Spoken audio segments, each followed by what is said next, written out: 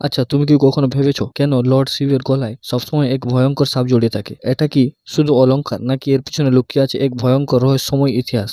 আজ আমরা জানবো সেই সাপের আসল পরিচয়। কে হলো নাগরাজ বাসুকি, এক শক্তিশালী, ভয়ঙ্কর কিন্তু ভক্তিতে পূর্ণ সত্তা, যার গল্প জানলে তুমিও অবাক হয়ে যাবে। প্রাচীন হিন্দু পুরাণ অনুযায়ী বাসুকি ছিলেন নাগলোকের রাজা, এক বিশাল সাপ যার শক্তি এতটাই ভয়ঙ্কর ছিল যে দেবতারা এবং অসুর দুজনেই তাকে ভয় পেত। তার শরীর ছিল 1000 ফুট লম্বা, চোখ ছিল আগুনের মতো জ্বলন্ত, কিন্তু তার হৃদয় ছিল ভক্তিতে পূর্ণ। সে শুধু শক্তিশালী ছিল না, সে ছিল একজন নিবেদিত ভক্ত লর্ড শিবের। এক সময় দেবতা ও অসুরা একসাথে অমৃত পাওয়ার জন্য শুরু করেছিল এক বিশাল কাজ, যার নাম সমুদ্র মন্থন। এই মন্থনের জন্য দরকার ছিল এক বিশাল দড়ি, আর সেই দড়ি হয়ে উঠেছিলেন বাসুকি। একদিকে দেবতা, অন্যদিকে অসুর, আর মাঝখানে নিজের শরীরে দিয়ে টানাটানি সহ্য করছিল বাসুকি। তার শরীর থেকে বের হচ্ছিল আগুন, বিষ এবং যন্ত্রণায় চিৎকার, কিন্তু তবুও তিনি থামেননি, কারণ তিনি জানতেন এটা এক মহাজাগতিক কাজ। এই মন্থনের সময় হঠাৎ সমুদ্র থেকে বের হলো এক ভয়ঙ্কর বিষ হালাহল, যা পুরো বিশ্বকে ধ্বংস করে দিতে পারত। দেবতা, অসুর সবাই ভয় পেয়ে গেল। ঠিক তখনই আবির্ভূত হলেন লর্ড শিব। তিনি সেই বিষ নিজের গলায় ধারণ করলেন, যার ফলে তার গলা হয়ে গেল